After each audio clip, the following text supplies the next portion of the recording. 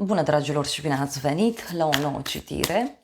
Dacă titlul te-a atras, înseamnă că ai aici cu siguranță un mesaj pentru tine. Îți mulțumesc pentru că mă urmărești, îți mulțumesc pentru că mi ești alături.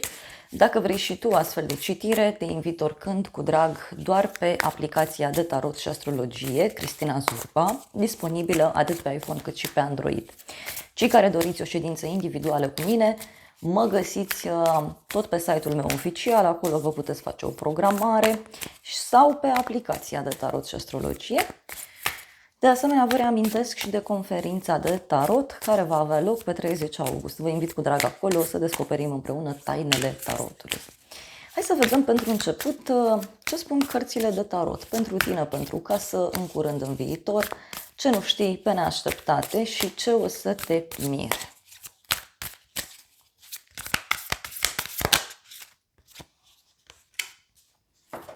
Pentru tine, văd că e un moment în care dai la spate ceva greu. Uite, la baza pachetului avem spânzuratul, da? 2 de monede, judecata. Poate să fie și o perioadă a vieții tale în care începi să-ți dai seama cu adevărat ce-ți dorești. Văd aici că dai la spate o indecizie, dai la spate o judecată, dai la spate o perioadă în care poate ai fost instabil din punct de vedere financiar, emoțional. Spânzuratul ăsta totuși vorbește despre o conexiune cu zodia Pești, dar și despre o etapă de sacrificiu, despre o etapă în care lucrurile par să se așeze diferit în viața ta. Poate să fie, bineînțeles, și o perioadă în care începi să vezi totul diferit. Poate să fie și o perioadă în care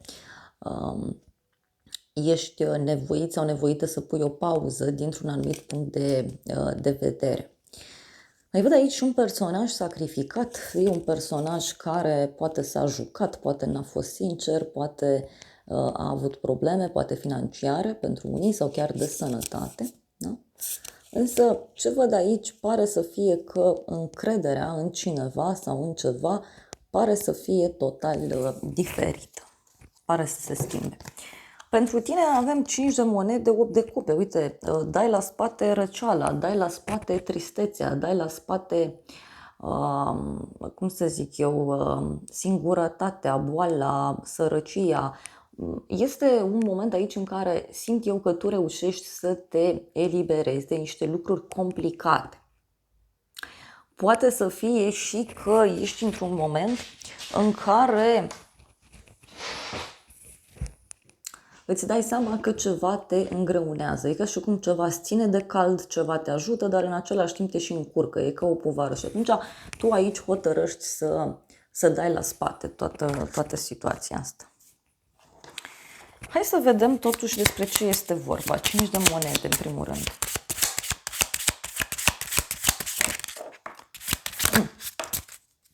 Da, un inamic, da? Un inamic, aici văd eu.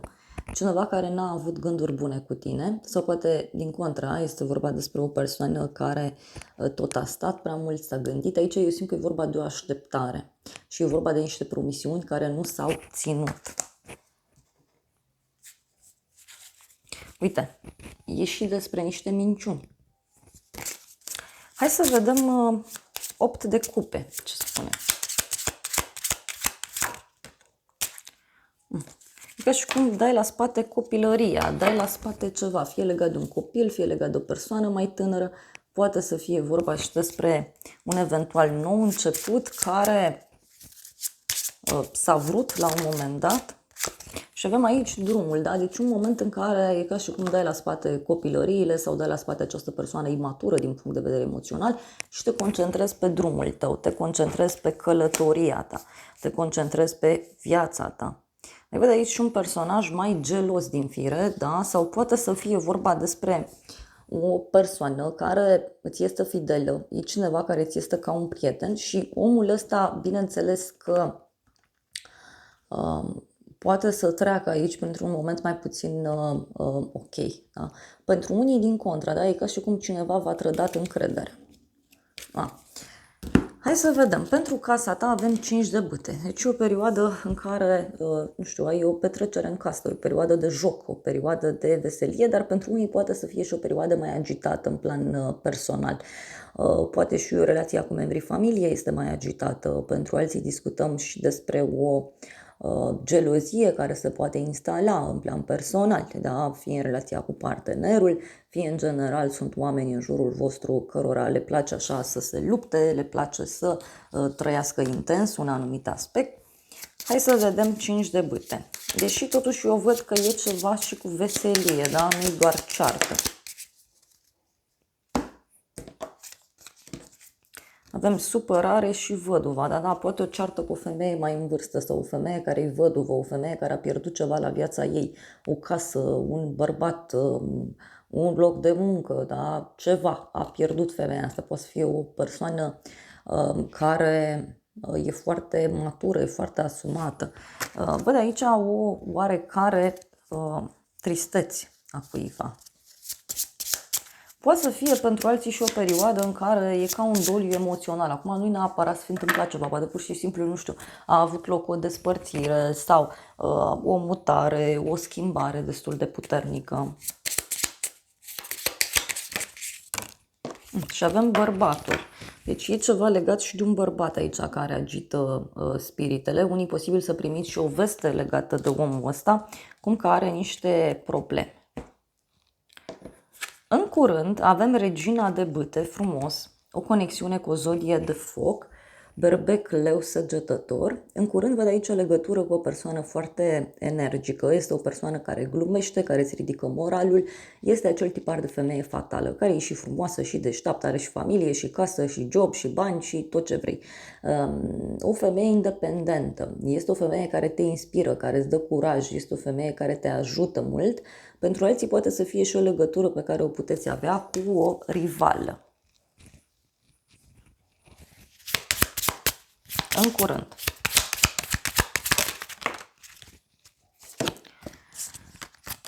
Avem moartea și întâlnirea și vizita. Persoana asta îți poate spune despre o veste care ține de un sfârșit, da? E un sfârșit care fie are legătură cu o distracție, fie are legătură cu o întâlnire. E cineva care, repet, totuși are niște probleme. Mai vreau o carte. Cadoul și relația. Ei, aici, uite, o surpriză pe care o ai în legătură cu o relație. Poate e o prietenă care vine și îți spune că și-a găsit pe cineva. Pentru alții putem să discutăm și despre o persoană care vrea să se apropie de tine. Cineva care îți dă o veste, e o veste trăsnetă aici legată de o relație. În viitor avem pajul de bâte. În viitor văd aici o persoană care își dorește foarte mult, da, ideea de distracție, poate să fie o legătură pe care o ai cu o persoană mai tânără, este o persoană mai zvăpăiată, mai energică, foarte creativă, pasională. Pentru unii simt aici că e vorba și de un personaj care, uite, îți dă o veste. Vestea și hoțul, nu știu, parcă e cineva care dă mesaj, după aia pleacă, iar vine, iar pleacă. Un copil aici sau cineva care trece prin niște momente ciudate. Multe cărți, da, dragilor, aici unii puteți să aflați de o trădare în dragostea cuiva sau de o problemă nedreaptă, uite, pe care cineva o are. Poate e ceva legat și de un părinte, poate e o situație aici, în viitor, pe care nu o puteți controla, dar este și despre o protecție divină. E ca și cum vi se arată că o persoană nu e serioasă sau vi se arată că o persoană nu este pentru voi.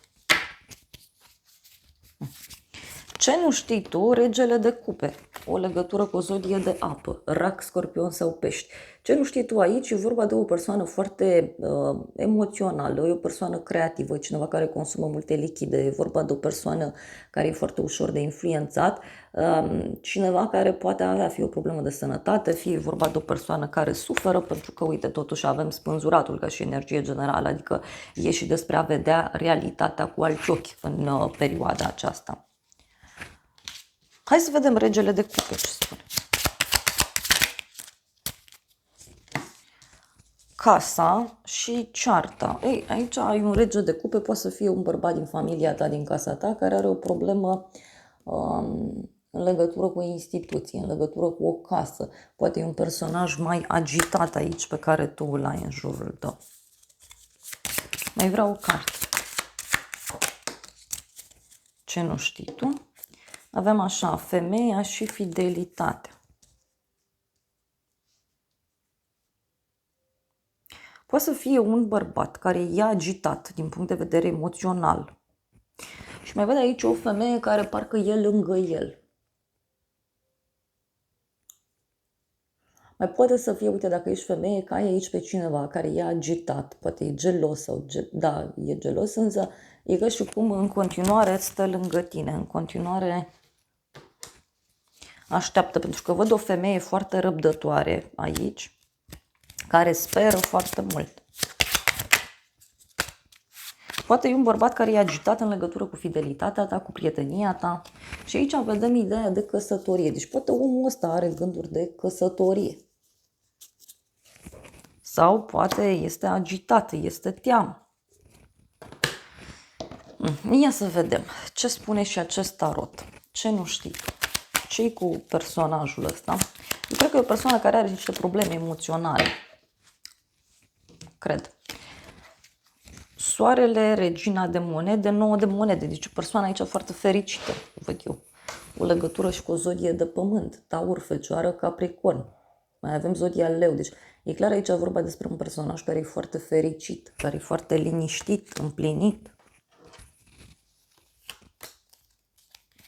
Și uite, e ceva legat de un drum.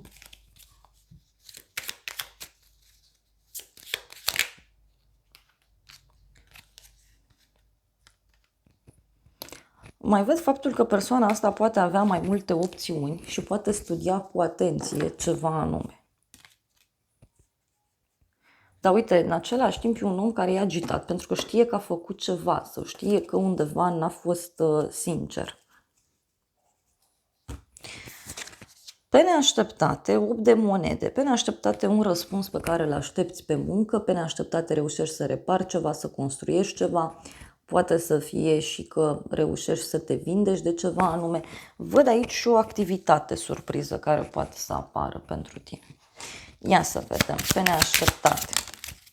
Ei, pe neașteptate niște mesaje, niște vorbe pe care le primești de la o persoană.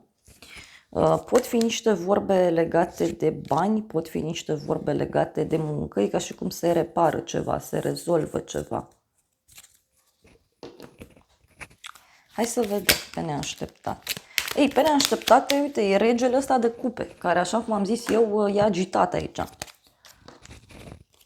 Regele de cupe, marele preot și roata destinului. O legătură cu zodia Taur. Mai avem Leu, Scorpion, Vărsător. Deci un personaj aici foarte hotărât. Poate să fie și o veste legată de un profesor, un mentor, poate să fie și o veste interesantă legată de o persoană suspusă.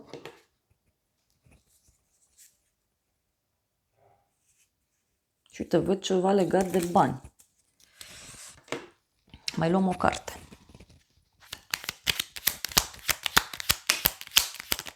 Ei, avem spânzuratul. Deci o persoană cu drumuri blocate. O persoană de la drum. Poate e cineva care are o problemă undeva la drum. Poate o problemă de sănătate, poate o amânare. Dar uite, e cineva care vine așa foarte victorios, foarte curajos către tine. Ce o să te mire în toată povestea asta? 2 de spade, tăcerea cuiva o să te mire. O să te mire faptul că o persoană e pusă pe gânduri, care are de luat o hotărâre și nu prea știe ce să facă. Doar că persoana asta e cu spatele la emoții, persoana asta încearcă să găsească soluția rațional, doar că din cauza agitației emoționale, eu nu cred că va reuși. Hai să vedem. Ce o să te mire? Ce o să te mire? Wow! Banii, minciunile și boala. Îmi vine să vă spun o problemă psihică a cuiva. Nu știu, parcă e o persoană care minte efectiv în continuu. Dar niște minciuni din alea uriașe. Mai poate să fie vorba, bineînțeles,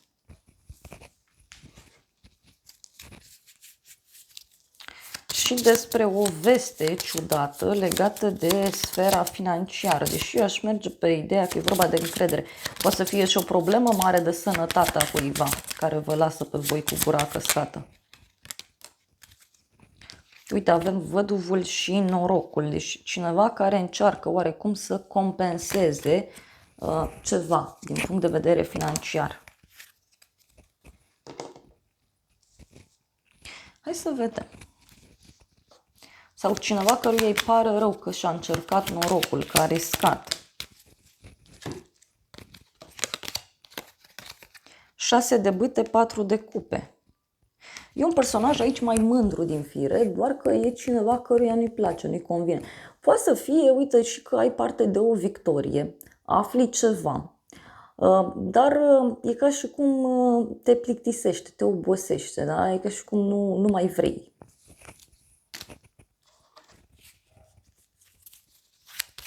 Ce o să te mire? Hai să vedem noi. Valetul de spade. O persoană foarte curioasă. O persoană care știe foarte bine ce își dorește.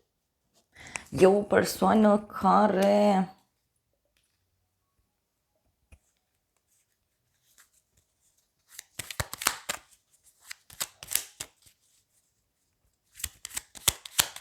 sau tu poate ești curios sau curioasă și afli niște lucruri care te lasă destul de surprins. Uite, cu acest cavaler de monede.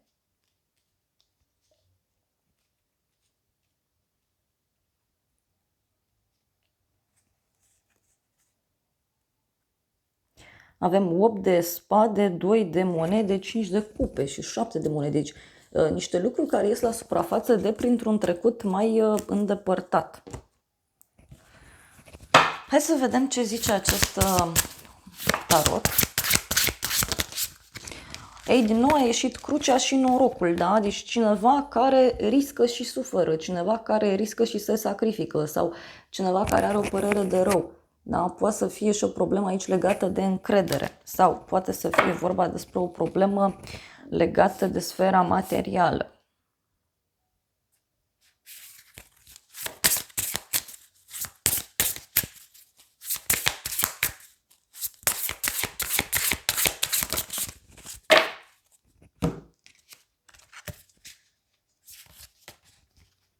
Avem florile și soarele. Ei, poate să fie și un adevăr aici care iese la suprafață. Ceva ce începe să se vadă mult mai clar.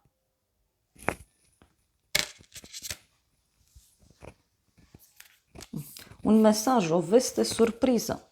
Uite, poate e cineva care întâmpină niște probleme la drum.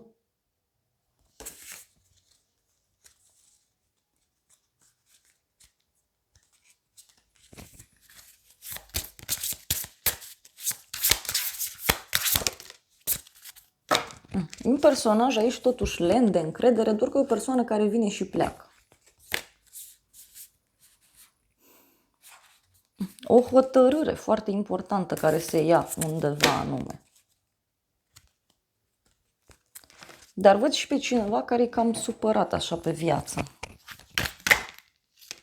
Ei, discutăm, da.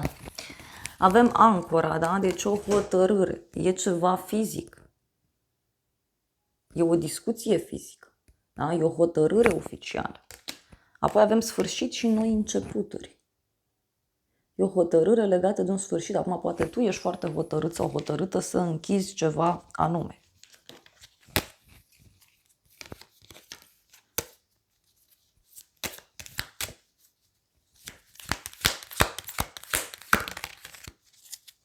Dar, uite, pentru tine e cu succes, mândrie, e o coroană pe care o ai pe cap.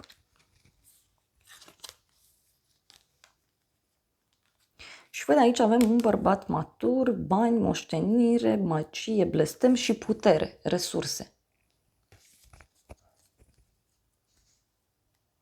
Un dușman avem aici, cineva care totuși vrea pace.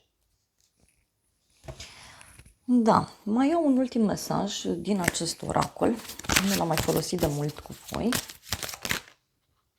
Bucurie, zice oracolul, percepție. Da, deci uite, văd aici bucurie, dar văd și o persoană cu o părere de rău. Cuiva îi pare rău pentru că a pierdut această bucurie, această fericire sau cineva care are o problemă la un joc, la o distracție. Cineva care se învinuiește, cineva care vrea iertare.